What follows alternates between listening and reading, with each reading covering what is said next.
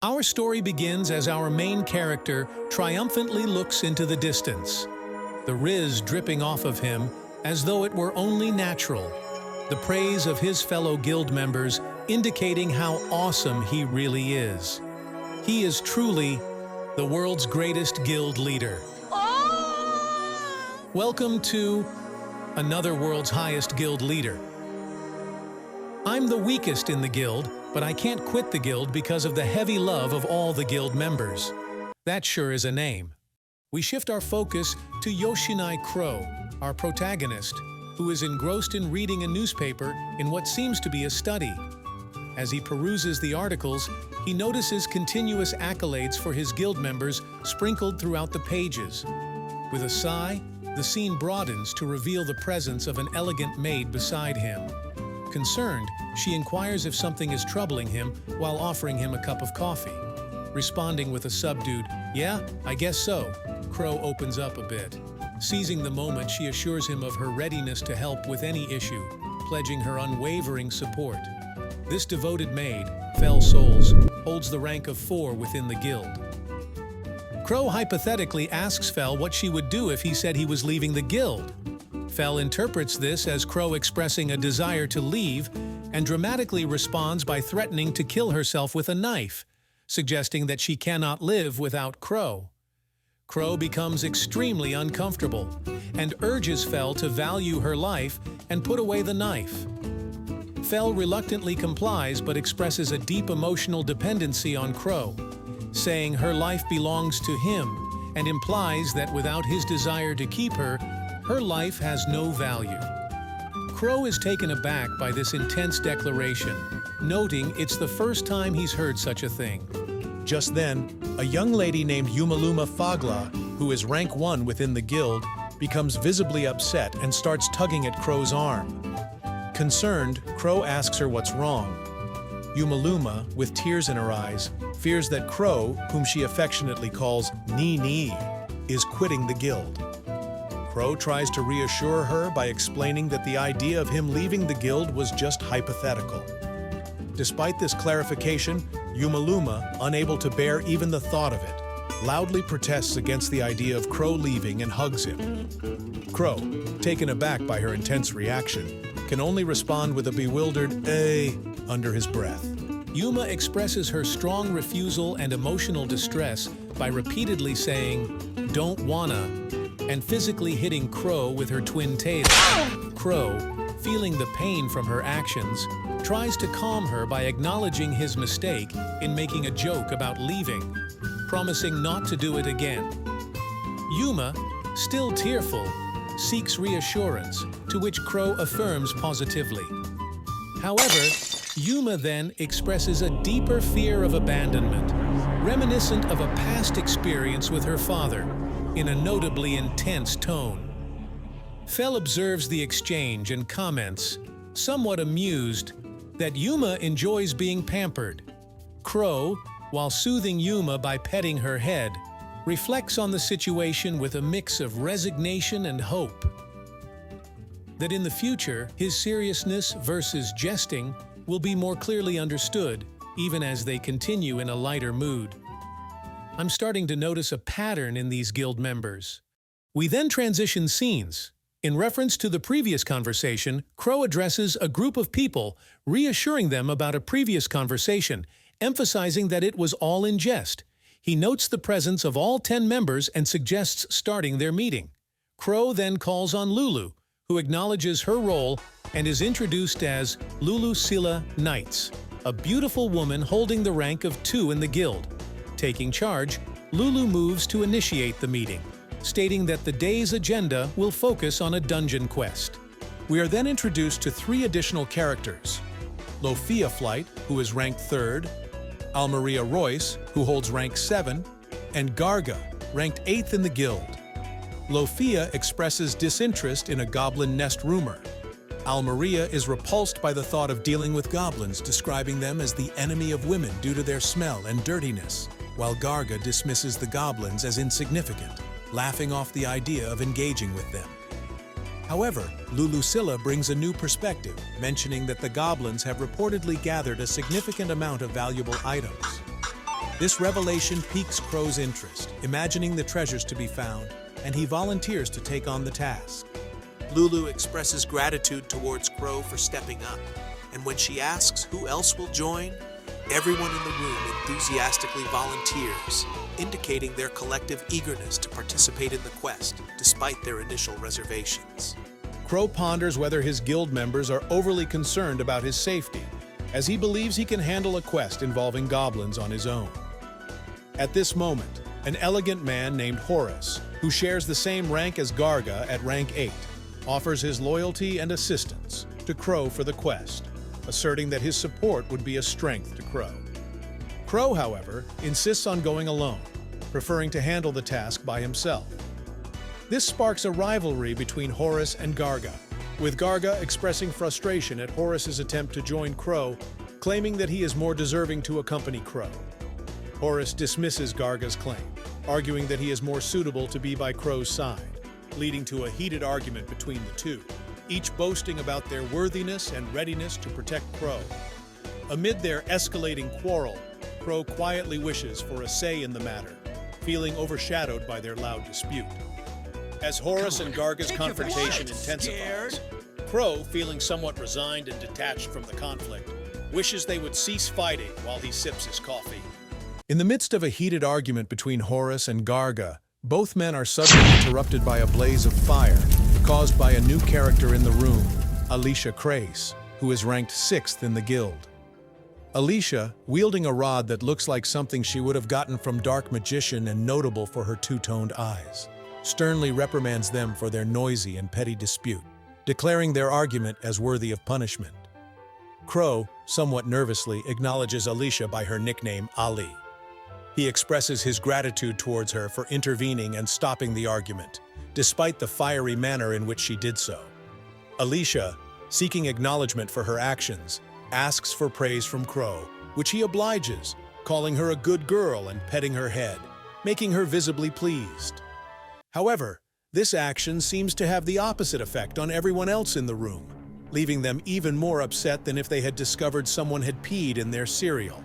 Ali then expresses her affection for Crow by saying she loves the attention he gives her, seemingly oblivious to the jealous or disapproving looks from others in the room. Fel responds, somewhat disingenuously, that it's good, though her tone suggests she doesn't really believe it. Ali then boldly declares her intention to become Crow's wife, showing confidence with a thumbs up.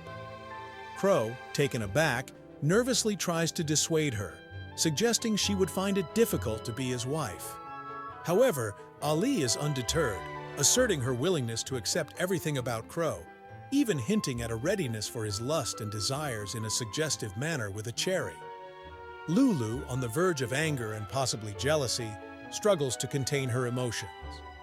Crow, attempting to calm the situation without outright rejecting Ali, awkwardly suggests such matters can be considered if and when the time comes. Ali, interpreting his response as acceptance, triumphantly declares marriage established, seemingly concluding the conversation on her own terms.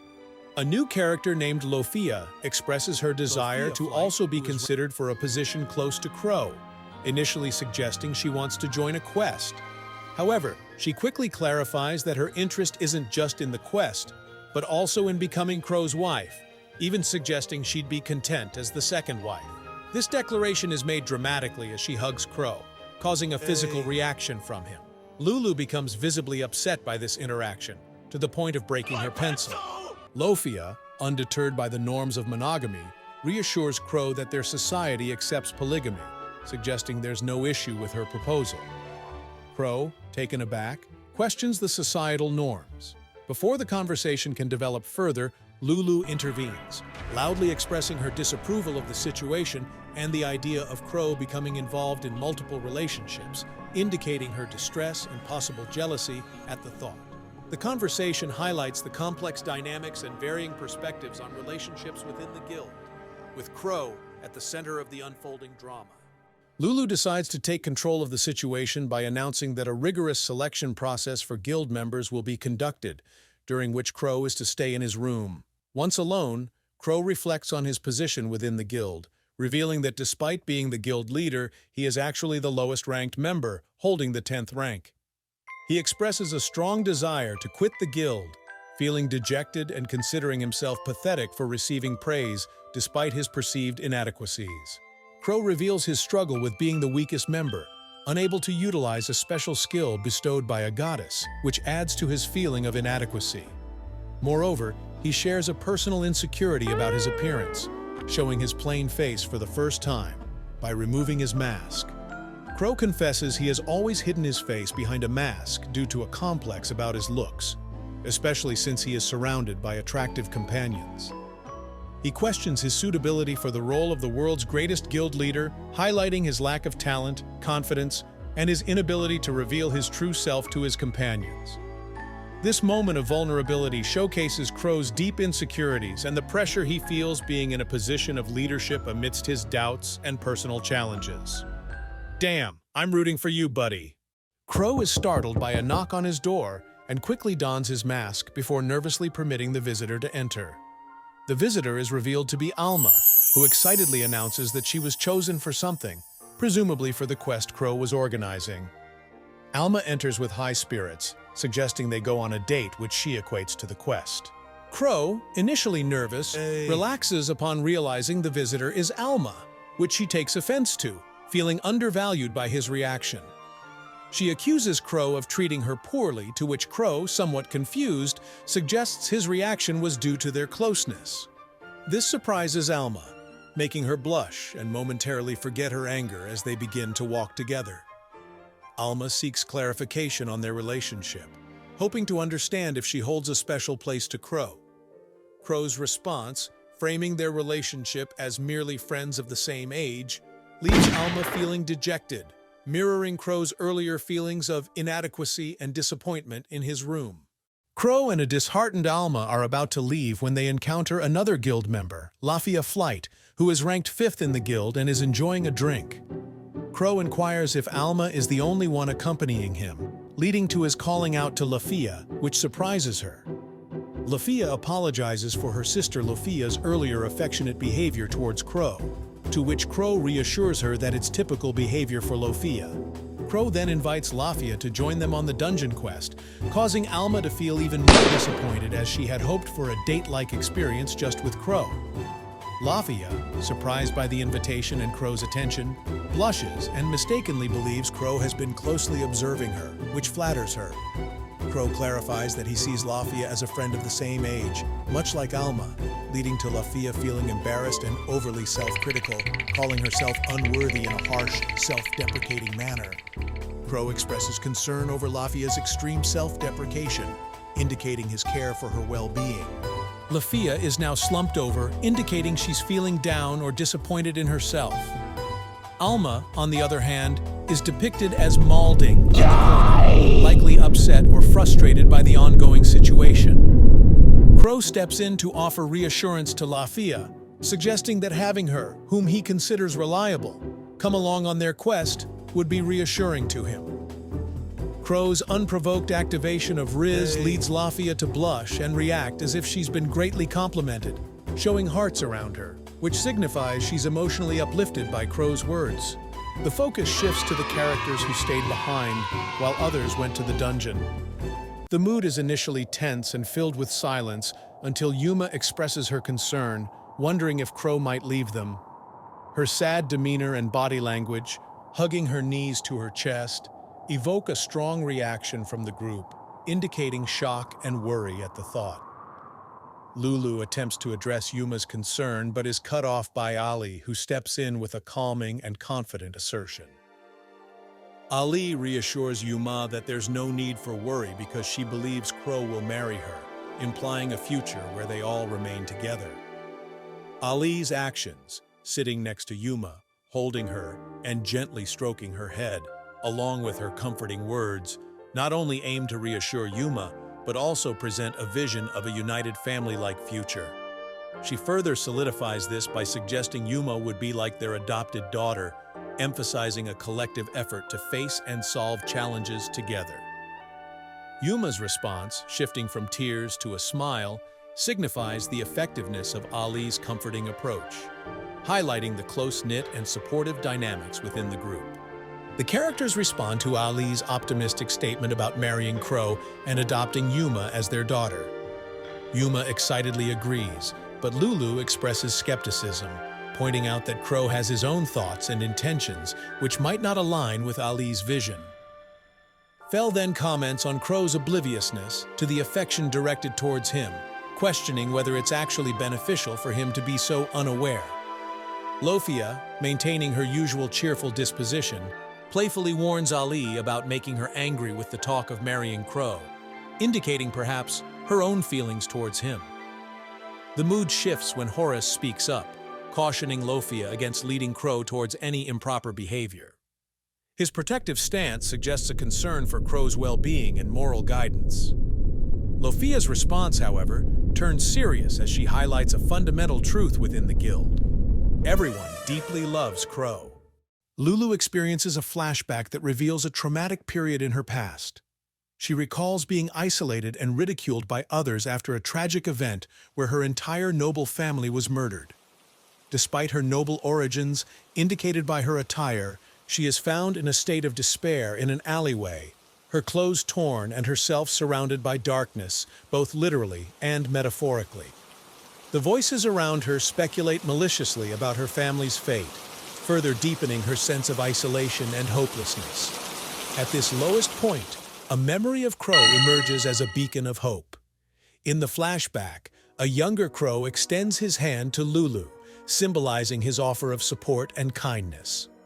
Lulu acknowledges Crow as the only person who offered her hope when she had none, highlighting that this gesture of reaching out was not just to her, but to other guild members as well, making it a total of 9 times he has offered such solace.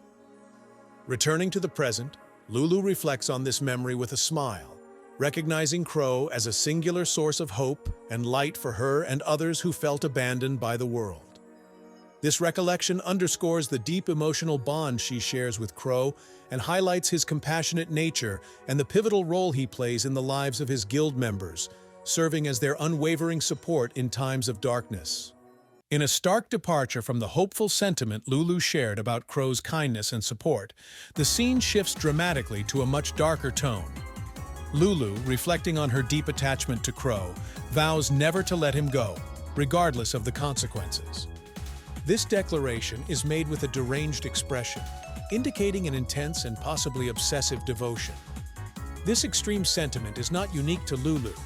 It's revealed that all other guild members share similarly deranged expressions, showcasing their unanimous and excessive adoration for Crow. The narrator then introduces the overarching theme of the story. Crow, the guild leader who considers himself unattractive, is at the center of this narrative. He is worshipped to an extreme degree by his 9 guild members, who are depicted as yanderes, a term used to describe characters who are loving and gentle but become deranged or violent due to their obsession with their love interest. This stark revelation sets the stage for a tale of intense devotion and the potentially dark path such adoration could lead to, framing Crow's situation as both a blessing and a curse. Wait a second, 9 yandere? Oh no!